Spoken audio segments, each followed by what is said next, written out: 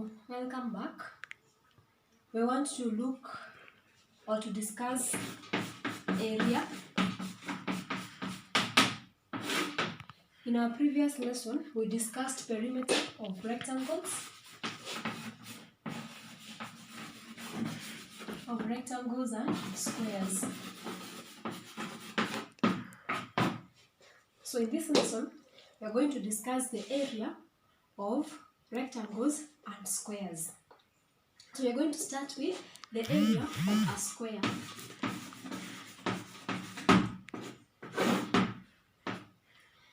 We all know that a square is a four-sided figure and all the sides are equal.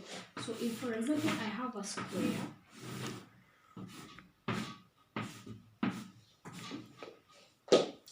so I mark, or these marks indicates that all the lines are equal, or all these sides are equal. So if I have a square measuring, for example, 15 meters, and I'm told to get the area, I'll come and say that area, the formula that we use, area is equal to side times side.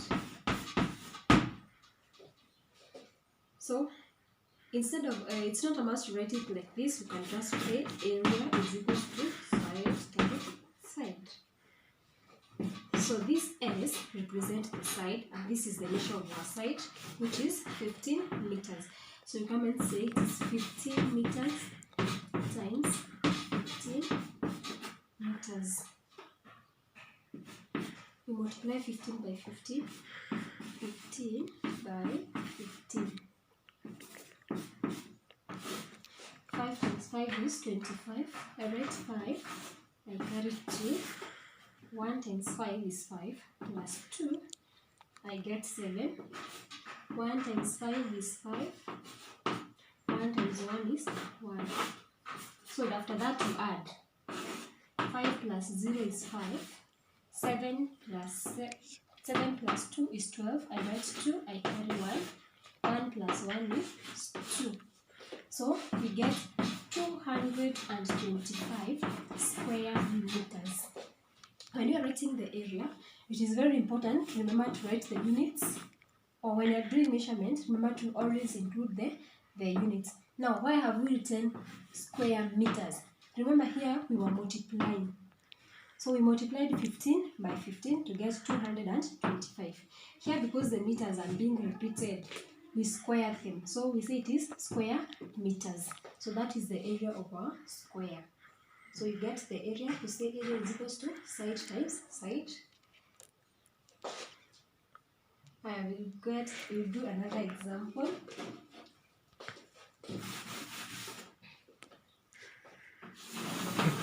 So that is example 1. We can try another example.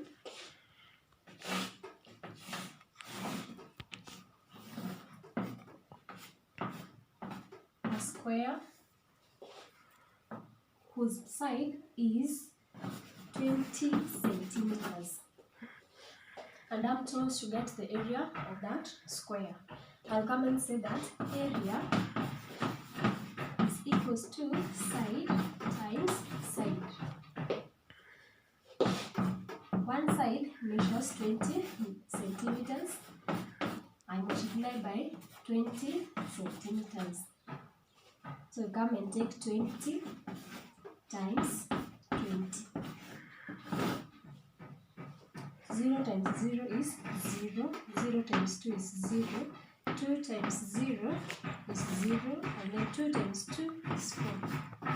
Then we add, we get 0, 0, 4. So that's 400. Then we have the centimeters, square centimeters. Remember it is area, so the units are squared. 400 square centimeters. So that's how we get the area of a square. It is very simple. You just take the side times that side again. So side times side, or side squared. Side times side. This side times this side. Side squared. And you get the area. So after that, we're going to look at the area of a rectangle.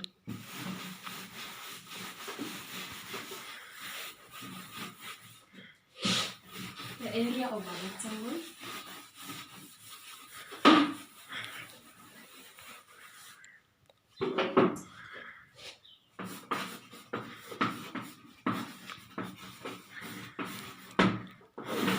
A rectangle too is a four-sided figure, and the opposite sides are equal. That means this side and this side, these sides are equal, then this side and this side, they are equal. We say that opposite sides are equal. It's also a four-sided figure. So the longest side is called the length, and the shortest side, we call it the width. In getting the area of a rectangle, we say that we use the formula area is equals to length times width. Length times width. So this length can be represented by L and W, width by W. So area is equals to length times width. Now we get to do an example. If, for example, I have a rectangle that measures 10 meters by 5 meters. I'm told to get the area. I'll come and say area is equals to length times width. My length is 10 meters and a width of 5 meters. So you multiply 10 by 5. 10 times 5 is 50 square meters. So you're going to get 50 square meters. I've said, you say that area is equals to length times width. You take the length, which is 10 meters, times the width, which is 5 meters. When you multiply, so you write 10 meters times 5 meters. When you multiply this, you get 50. And then you remember to write the units. This unit has been repeated, so it is square meters. We get to do another example. Example number 2.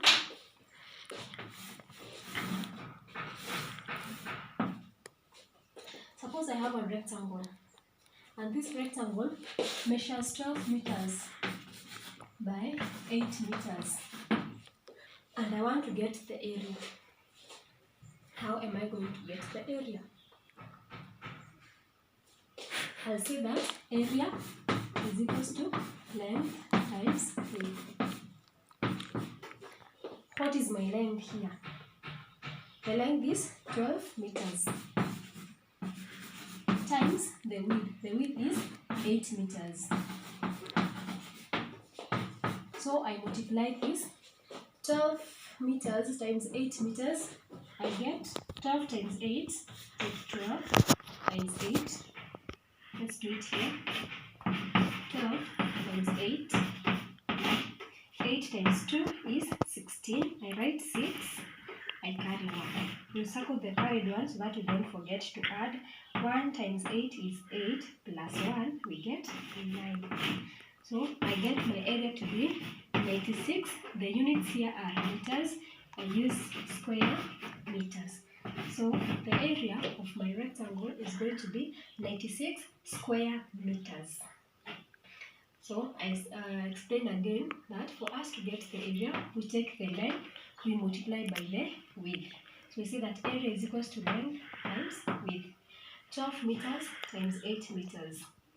So we take 12, we multiply by 8, we get 96. After we get 96, remember to indicate the units. We get 96 square meters. Now, as we wade up, sometimes you can be given the area. They give you one side, and then you are told to get the measure of the other side. So how are we supposed to do? Well, what are we supposed to do in order to get the other side that is missing? So let's find out how to get one side given the area and the measure of another side.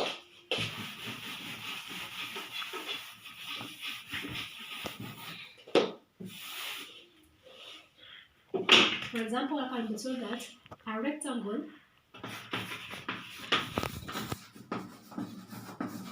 has an area of 60 square meters. The width is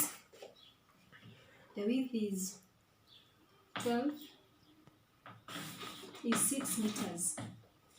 So what is the length?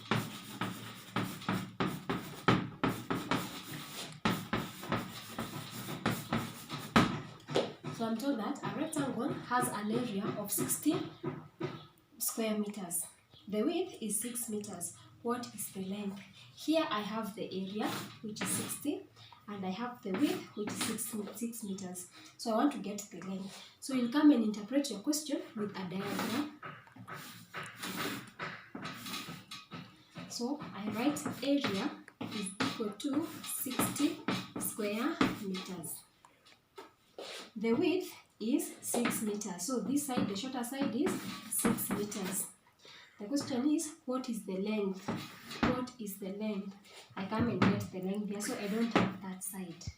So if you have been given the area and one side, you're supposed to take the area, you divide by the side that you have been given to get what is missing.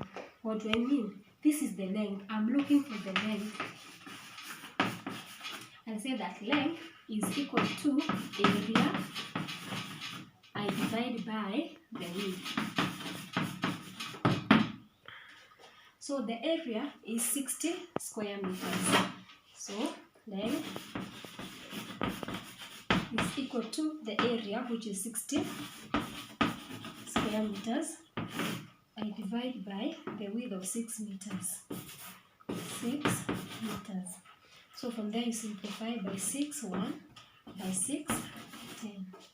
So the length is going to be 10. So here we have meters and here you have square meters. Square meters means it's the same as m over n. So you cancel this one and this one, I remain with m. So I have 10 meters. Because this one confuses pupils, they end up writing here 10 square meters. Remember, it is not 10 square meters. It is the measure of one side. If it is the measure of one side, the units are not squared. The units are not squared. It's like this one is power 1. It is like this one is m power 1 and this is power 2. So it is 2 minus 1, we get 1. So you are going to get m.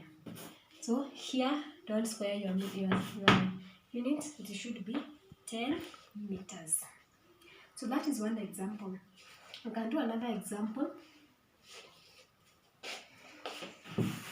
So I hope you are together in your understanding.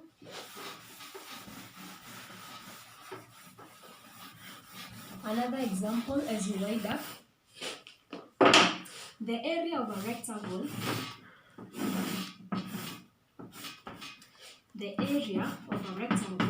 is 336 square meters.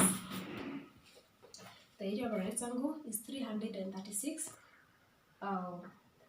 meters square meters. The length is 100 meters. Then the question is, find the width. So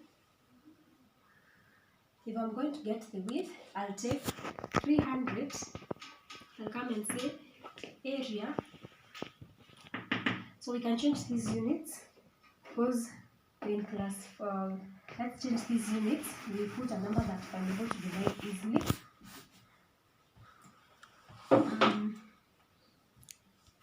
We use 36 here as our area.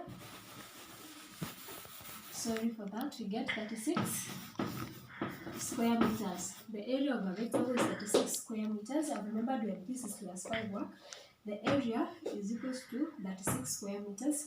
We are looking for the width, and then we have been given that our length is 9 meters. The question is, what is the width?